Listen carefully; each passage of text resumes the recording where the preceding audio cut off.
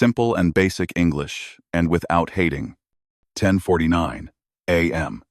The Great Hall of the Galactic Council stretched so far that its ceiling disappeared into darkness above. 1,000 species gathered there, each one different from the next.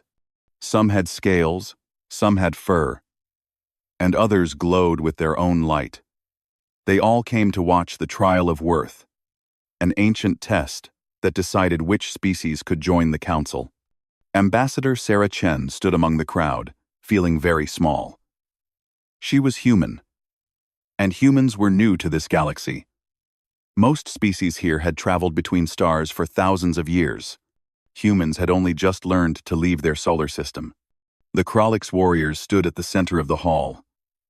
They were tall and powerful, covered in natural bone armor that made them look like living tanks.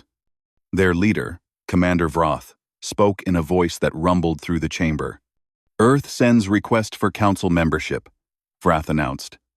"By ancient law, new species must prove worth through trial of combat. Earth must send one champion. Our greatest fighter will face this champion. No manufactured weapons, no protective armor, no technological enhancement, only natural ability and natural materials from arena." Sarah felt her heart sink. She had seen the Kralix fight in training videos. They were born warriors, each one capable of crushing metal with their bare hands. Their bone plating could stop most projectiles. Their claws could tear through ship hulls. How could any human stand against such a creature? A voice beside her whispered, "You should withdraw. This is suicide." It was Ambassador Valora, a kind being from the Valorian system. Her people were fast and graceful, with the ability to move at incredible speeds. Even they feared the Kralix in combat. Sarah wanted to agree. Every logical part of her mind said this was impossible. But Earth had chosen its champion carefully, and she trusted that choice. "We will accept the challenge," Sarah said, her voice steady despite her fear. The crowd murmured in surprise. Some species whispered that humans were foolish. Others said humans were brave. Most simply felt sorry for whoever Earth had chosen to send. The arena was prepared in the center of the hall. It was a simple circular platform, about 50 meters across. Around its edges lay various natural materials. There were rocks of different sizes and types, piles of sand, wooden poles, pools of water, and scattered vegetation. To most observers, these were just decorations, meant to make the arena look less empty. Thorax, the undefeated, entered first.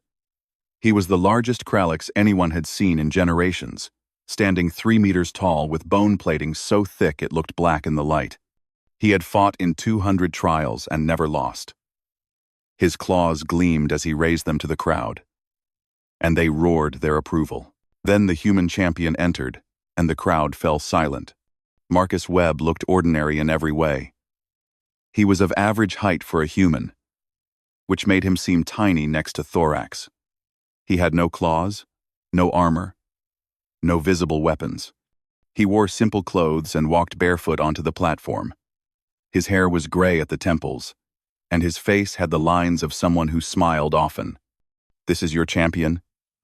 Vroth asked Sarah, disbelief clear in his voice. "He looks like scholar, not warrior." "He is a scholar," Sarah replied calmly. "He taught geology and wilderness survival on Earth." The Kralix commander shook his head slowly. "I give you one final chance to withdraw. We have no wish to harm this man. He seems kind, but Thorax will not hold back, and your champion will be hurt badly." Marcus heard this exchange. He looked up at Vroth and smiled gently. "I appreciate your concern, Commander, but I accepted this challenge, knowing what it meant. I am ready." Marcus heard it signed. Marcus heard its change. "I created my." Marcus heard this exchange. "I am ready." Like form. Marcus heard this exchange. The rules were announced again for all to hear. No weapons brought from outside. No armor worn into the arena. No technological devices of any kind. The champion could use only what they found in the arena and what they carried in their own body and mind. Thorax took his position at one end of the platform, dropping into a combat stance that had been perfected over thousands of years. His muscles tensed, ready to spring forward with devastating force. Marcus walked slowly to the other end of the platform. He did not take a fighting stance. Instead, he knelt down near the edge of the arena and looked at the rocks scattered there. He picked up several, weighing them in his hands, examining their surfaces closely. He held one up to the light, turning it slowly. The crowd grew confused. Why was the human looking at rocks when a monster stood ready to attack him? Marcus selected one stone, smooth and flat, about the size of his palm. He tested its weight again, then stood up slowly. He looked across the arena at Thorax, and that gentle smile never left his face. "Begin!" Vroth's voice boomed through the hall. Thorax charged immediately, moving with shocking speed for something so large. The ground shook with each step. He closed the distance in seconds, claws extended, ready to end this quickly and mercifully. But Marcus was not where Thorax expected. The human had moved at the last possible moment, rolling to the side with surprising grace. As he rolled, his hand dipped to the ground, scooping up a handful of sand. Thorax spun around, confused. His opponent had not run away to the far side of the arena. Marcus stood just a few meters away, the stone still in one hand, sand gripped in the other. The human's eyes were calm, calculating, watching every movement the Kralix warrior made. Thorax circled Marcus slowly, trying to understand this strange opponent. Every species he had fought before showed fear or aggression. They ran away or charged forward. This human did neither. Marcus simply watched, his feet moving in small steps, keeping distance but not fleeing. The Kralix warrior decided to end this confusion with pure force. He charged again, even faster this time. Claws aimed to strike near the human, rather than at him. Thorax had no desire to kill, only to win quickly. Marcus waited until the last moment, then threw the sand directly at Thorax's eyes. The crowd gasped. It was such a simple move, so basic that no one had thought to do it in thousands of years of trials. Sand scattered across Thorax's face, and he stumbled, blinking hard, temporarily blinded. Marcus did not attack while his opponent was vulnerable. Instead, he ran to a different part of the arena, kneeling beside a cluster of rocks. His hands moved quickly, picking up stones, rejecting some, keeping others. He gathered 3 more rocks of different sizes and types. In the viewing area, Ambassador Valora leaned forward, her eyes widening. "He is choosing specific rocks," she said to Sarah. "Look at how carefully he examines each one." Sarah nodded, a small smile forming. Marcus spent 30 years teaching geology. He knows rocks the way you know speed, the way Kralix know combat. Thorax recovered his vision and roared in frustration. No opponent had ever used such a dishonorable trick.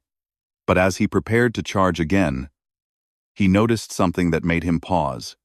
The human was sitting cross-legged on the ground, striking 2 rocks together with careful, precise movements.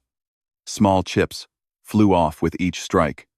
The sound echoed through the silent hall, a rhythmic clicking that seemed almost like music. "What is he doing?" a young Kralix in the audience asked his elder. The elder warrior's eyes grew wide. "I have seen this in ancient history records. Before technology, before metal, it is called napping. He is making a tool." The crowd pressed closer, fascinated. They watched as Marcus worked the stone with practiced skill. Each strike was deliberate, controlled. The rock in his hand slowly changed shape, developing a sharp edge along one side. Within minutes, Marcus held a crude but effective cutting tool. It was not beautiful by galactic standards, but it was functional. He had created a weapon from nothing but 2 rocks and knowledge. Thorax charged again, unable to wait any longer. This time, Marcus was ready. As the Kralix warrior approached, the human grabbed one of the wooden poles from the arena edge. Using his stone tool, he quickly cut the pole to about 2 meters in length.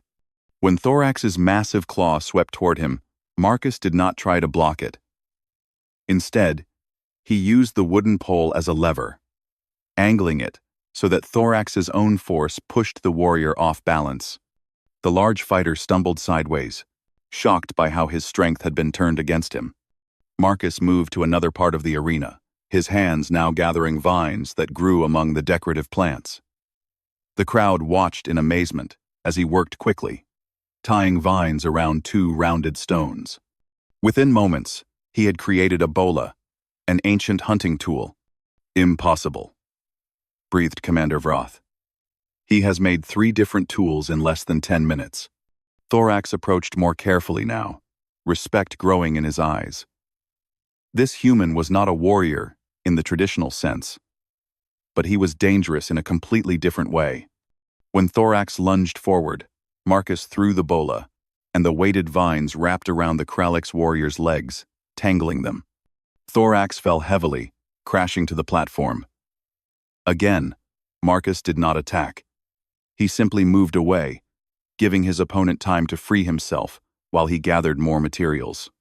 The human found a spot where water had pooled on the platform. He used his hands to dig a small depression, then covered it lightly with sand and leaves. To most eyes, it looked like normal ground, but Marcus knew exactly where his trap lay. The Galactic Council members leaned forward in their seats. This was unlike any trial they had witnessed. Usually, trials were simple displays of strength or speed. This human was transforming the entire arena into something else, something complex. Thorax freed himself and stood, breathing hard. Not from injury, but from confusion and growing exhaustion. He had to constantly watch for new tricks, new tools, new traps. Fighting this human was like fighting 10 opponents at once. Marcus picked up more stones, examining them in the light. He found one with layers of different colors running through it. He showed it to Thorax. Holding it up, "Sedimentary rock," Marcus called out, his voice calm and friendly. "Formed over millions of years from compressed sand and minerals. See the layers? Well." The crowd did not understand why he was giving a lesson during combat. Thorax certainly did not understand. But he found himself looking at the rock, seeing the beautiful patterns he had never noticed before. Then Marcus moved again, this time to a dry section of the arena. He gathered small sticks and dry grass, arranging them in a careful pile. The audience watched, puzzled, as he selected 2 specific types of stone and began striking them together near the dried materials. Sparks flew from the stones, small at first, then larger. Marcus blew gently on the sparks, nursing them into the dry grass. Within moments, a small flame appeared. The crowd erupted in shock and awe. Fire was a fundamental force, one that most species only mastered after developing technology. This human had created it with nothing but stones and plant material. Marcus carefully controlled the small fire, never letting it grow too large. He used it to harden the tip of a wooden stake, making it stronger. Then, he extinguished the flame safely, showing complete control over this primal element. Thorax stood at the far end of the arena, staring at this impossible creature. In 20 minutes of combat, the human had demonstrated tool creation, trap building, and fire mastery. The trial continued, but something had changed in the arena. Thorax no longer charged with the same confidence. Each time he approached Marcus, he had to watch the ground for hidden traps, check the air for thrown objects, and anticipate what new tool the human might create. Marcus moved steadily around the arena, and everywhere he went, he transformed simple materials into something useful. He found 2 forked branches and tied them together with vines, creating a simple lever system. When Thorax tried to corner him against the arena wall, Marcus used the lever to lift a large boulder, rolling it between them as a barrier. The crowd had stopped cheering for Thorax. They now watched Marcus in complete silence, afraid to miss even one moment of his creativity. A young member of the Crystallian species turned to her teacher. "Why has no one ever fought like this before?" she asked, her crystalline form shimmering with curiosity. The teacher thought carefully before answering, "Because we never needed to. Your people have telepathy. The Kralix have natural armor and strength. The Valorians have speed. We were all born with gifts. Humans were born with nothing but soft skin and clever minds." On the platform, Marcus knelt beside the water pool again. He scooped up handfuls of sand, examining the different types mixed together. He separated the finer sand from the coarser grains, creating two distinct piles. Then, he did something that made the council's science advisors lean forward with intense interest. He layered the different sands with crushed charcoal from his earlier fire, creating a filtration system. When he poured cloudy water through this simple filter, it came out clearer on the other side. He had just demonstrated water purification using only natural materials. "This is not combat," said one council member, confusion in her voice. "What is he trying to prove?" "What?" Commander Vrath watched closely, and slowly understanding began to dawn in his eyes. They solve problems. Thorax made another attempt to engage Marcus directly, but the human had spread water across a smooth section of the platform, making it slippery. When the heavy Kralix warrior stepped on it, his feet slid out from under him. Marcus had turned simple water into a defensive barrier. The human helped Thorax to his feet, offering his hand. The Kralix warrior was so surprised by this gesture that he accepted it automatically. Their hands gripped for a moment, the massive armored claw and the small soft hand, and something passed between them. Not hostility, but a strange kind of understanding. "Why do you help me?" Thorax asked, genuinely puzzled.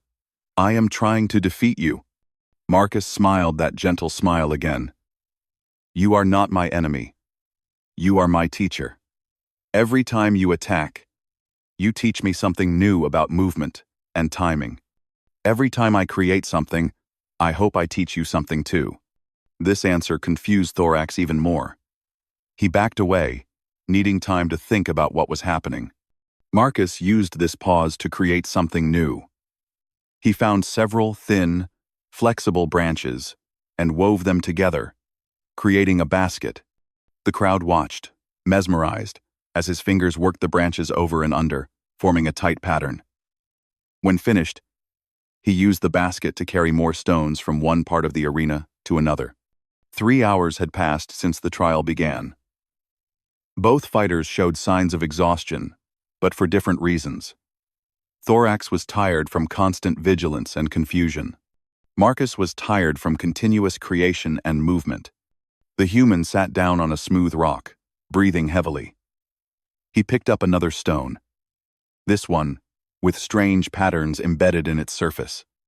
He turned it over in his hands, studying it with obvious joy. "Fossils," Marcus said, loud enough for the nearby viewers to hear. "This rock contains impressions of creatures that lived millions of years ago. My people learned to read these stones like books. They tell us stories of time and change and adaptation." Thorax approached slowly, no longer in attack mode. He sat down near Marcus, curious despite himself. The human held out the fossil rock, and the Kralix warrior took it carefully in his large claws. "See these spiral patterns?" Marcus pointed to the markings. "Ancient sea creatures. This rock was once at the bottom of an ocean. Now it is here, in this arena, teaching us both something new." The crowd listened to this strange conversation. A trial of combat had become a lesson in geology and history. Marcus stood and walked to another section of the arena.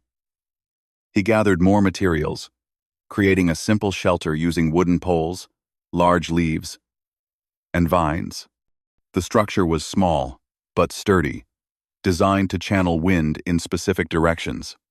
When the arena's air circulation system created a breeze, the shelter focused that breeze into a stronger current that could push objects across the platform. Environmental manipulation, whispered a council scientist. He is using the arena's own systems against themselves. Brilliant. Thorax watched all of this with growing amazement. In his culture, strength was everything. The strongest warrior won. The strongest leader ruled. But this human was showing him that strength came in many forms. The strength to observe. The strength to think. The strength to create rather than destroy. Marcus created more tools. He used sharp stones to carve wood into specific shapes. He created simple machines using rocks as weights and fulcrums. He demonstrated how different materials could be combined to create something stronger than the individual parts. But the most remarkable moment came when Thorax, frustrated and exhausted, made a desperate lunge at Marcus. His foot caught on one of the earlier traps, and he began to fall toward the edge of the platform. A fall from that height could seriously hurt even a Kralix warrior. Marcus reacted instantly. Instead of stepping away to claim victory, he grabbed Thorax's arm and pulled hard, using his body weight as a counterbalance. The human's small frame should not have been enough to stop the massive warrior's fall. But Marcus had positioned himself perfectly, using leverage and physics to his advantage. Thorax caught his balance, steadied by Marcus's grip. For a long moment, the two stood there on the edge of the platform, the human's small hand still holding the warrior's massive arm.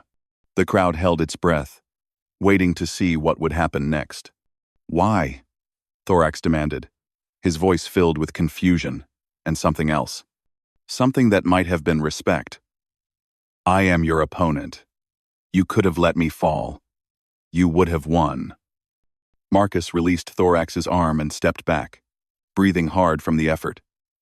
He looked up at the towering warrior with those calm, kind eyes. "Winning is not the same as proving worth," Marcus said simply. "The council asked us to show who humans are. If I let you fall just to win, what would that show? That humans value victory over compassion?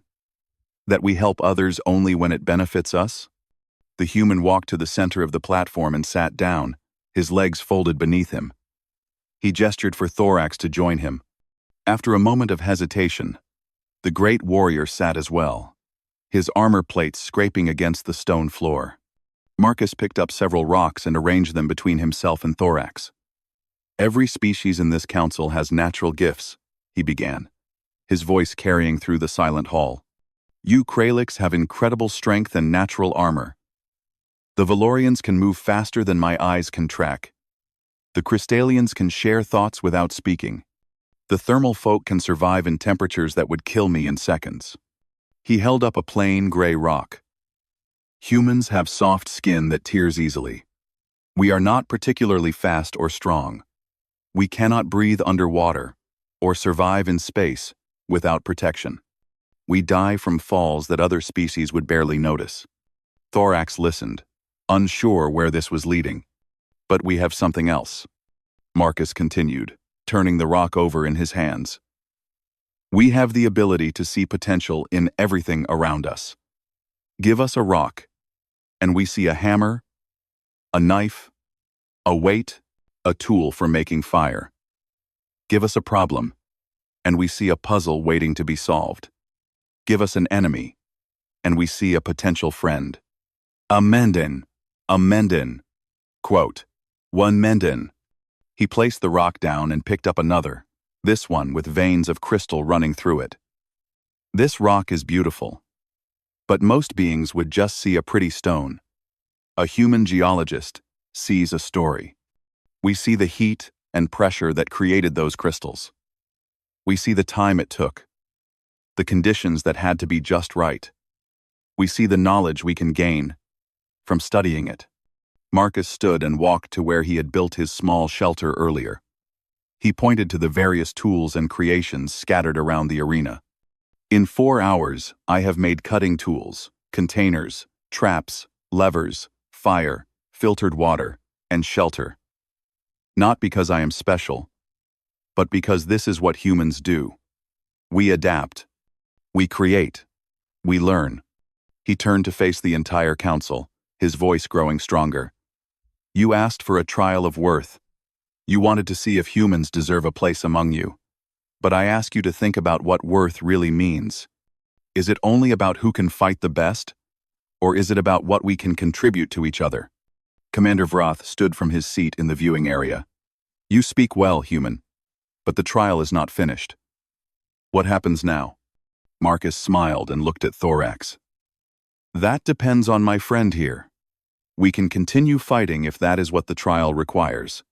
But I would rather spend the remaining time teaching and learning. I can show Thorax how to identify useful rocks, how to create tools, how to use the environment as an ally, and perhaps he can teach me about Krallick's honor, about strength, about the warrior's path. The crowd murmured in surprise. No champion had ever proposed such a thing during a trial. Thorax stood slowly, towering over Marcus once again. He looked down at this small, strange being who had frustrated him, amazed him, and somehow earned his respect in just a few hours. My people value strength above all, Thorax said, his deep voice rumbling. We train from birth to be warriors. We believe that power proves worth. He paused, looking at his own clawed hands. But today, I fought an opponent who used no strength at all, yet was never truly in danger of losing. Every trap I avoided taught me caution. Every tool you created taught me creativity. Every time you helped me when you could have hurt me, you taught me something. My people forgot. Long ago.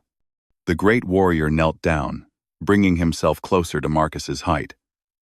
You taught me that true strength is not just in the body. It is also in the mind and in the heart.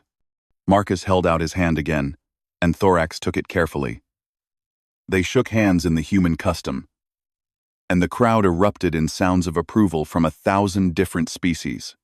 The trial is not yet over, announced the council spokeswoman, a tall being covered in flowing robes.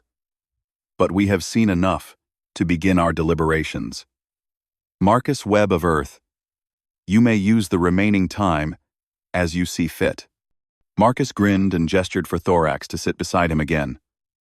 He began gathering different types of rocks, arranging them in groups. First lesson, he said cheerfully. Rock identification. This is igneous, formed from cooling lava. This is sedimentary, made from compressed particles. This is metamorphic, changed by heat and pressure over time. Thorax listened carefully. His warrior's mind now focused on learning rather than fighting. Other young beings from various species crept closer to the arena's edge, wanting to hear the lesson too. Marcus showed Thorax how to strike rocks together to create sparks. The massive warrior's first attempts were too hard, shattering the stones. But Marcus patiently guided him, teaching him control and precision. When Thorax finally created a small spark, his roar of triumph echoed through the hall. The human taught fire building next, showing how to arrange tinder, how to protect the infant flame, how to feed it carefully so it grew but did not rage out of control. The council chamber grew quiet as more beings gathered around the arena's edge. What had started as a trial of combat had transformed into something the galaxy had never seen before. A human teacher sat with a Krallick's warrior, surrounded by rocks and tools, sharing knowledge as if they were old friends rather than opponents. Marcus showed Thorax how to use star positions for navigation, pointing to the lights visible through the chamber's transparent ceiling. He explained how his ancestors had traveled across Earth's oceans, using only the stars as guides, long before any technology existed. Young beings from dozens of species watched with wide eyes and curious expressions. A small Valorian child raised her hand shyly. "Can you show us too?" she asked in a tiny voice. Marcus looked up at the council, seeking permission. The spokeswoman nodded slowly, intrigued by this development. "Come down," Marcus invited, waving to the young ones. "Learning is better when shared." Children and young students from various species climbed carefully into the arena. They sat in a circle around Marcus and Thorax, their differences forgotten in their shared curiosity. There were beings with scales, fur, crystal bodies, and forms that seemed to shift like liquid. All of them wanted to learn what this human could teach. Marcus picked up the charcoal and sand water filter he had created earlier. "This is how you clean water when you have no technology," he explained, pouring cloudy water through the layers. The young beings gasped as clear water dripped out the bottom. "The sand catches large particles," Marcus continued, showing them each layer. "The charcoal removes many harmful things that make you sick. The smaller sand catches tiny particles. It is not perfect, but it can save your life if you are lost without clean water." A young Kralix, much smaller than Thorax, raised his claw. "But we have technology for water. Why learn old ways?" One probably. Why learn old ways?" Marcus smiled at the excellent question. "Technology is wonderful. But what happens if your technology fails? What if you crash on a planet with no power? What if your tools break? If you only know the technological way, you become helpless. But if you understand the basics, you can always adapt and survive." The children nodded, understanding dawning in their eyes. Thorax watched Marcus teach and felt something shift inside himself. His people had always believed that only the strong survived. But here was someone physically weak by Kralik standards, teaching survival skills that did not require strength at all. Just knowledge, observation, and creativity. The council members remained in their seats above, watching this unusual scene. They had expected a quick battle.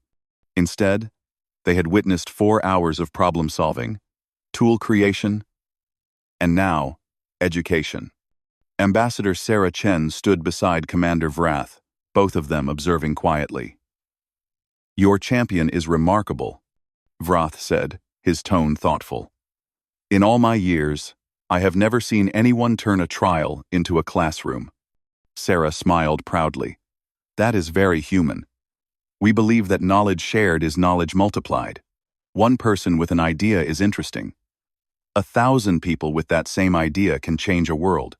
Below in the arena, Marcus had moved on to teaching about leverage and simple machines. He showed the children how a long stick and a rock could lift weights many times heavier than they were. Young beings took turns using the lever, their faces lighting up with joy when they successfully moved large stones. "Physics does not care how strong you are," Marcus explained. "It only cares that you understand the rules. A child can move a boulder if they use the right tools and knowledge." The lesson continued with knots and vine weaving. Marcus's fingers moved quickly, showing different patterns. Some knots were strong and permanent. Others were designed to release quickly in emergencies. The children tried to copy his movements, their various appendages struggling at first but slowly improving. Thorax helped the young Kralik students, his massive claws surprisingly gentle as he guided them.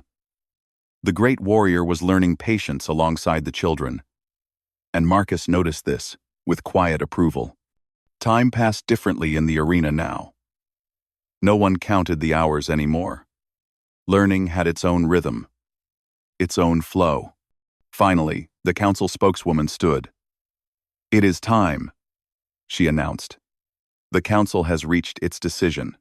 The children reluctantly left the arena, carrying small rocks Marcus had given them as gifts.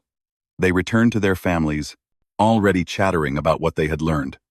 Marcus and Thorax stood together in the center of the platform, both covered in dust and dirt from their hours of work. They looked less like opponents now, and more like colleagues. The spokeswoman descended to the arena's edge, her robes flowing behind her. Other council members joined her, forming a semicircle around the platform. "Marcus Webb of Earth," she began, her voice formal and clear. "You entered this arena under the rules of the Trial of Worth. You were told to bring no weapons and no armor. You followed these rules exactly." Marcus nodded, waiting. However, she continued. You also demonstrated more variations of combat, strategy, and adaptation than most species show with their entire military arsenals. You created weapons from nothing. You built defenses from simple materials. You controlled fire, water, and earth itself. The chamber was absolutely silent now. But most importantly, the spokeswoman said, her tone warming slightly, you showed us something we had forgotten. You showed us that the greatest strength is not the power to destroy, but the wisdom to create, the courage to teach rather than conquer, the compassion to help an opponent rather than exploit their weakness. She looked at the other council members, and they all nodded in agreement. For 3,000 years, species have won the trial of worth through displays of their natural abilities. Speed, strength, telepathy, energy, manipulation. Today, a human won by displaying something far more valuable. The ability to turn any situation into an opportunity, any material into a tool, any opponent into a student. The spokeswoman raised her hands, and the crowd rose to their feet. Humanity is granted not only membership in the Galactic Council, she declared, but a new honor. Earth will serve as the Council's ambassador of adaptation and innovation. Your role will be to teach other species what you have shown us today. How to see potential where we see limitations. How to solve problems with creativity rather than force. Claude is AI and can make mistakes. Please double-check responses.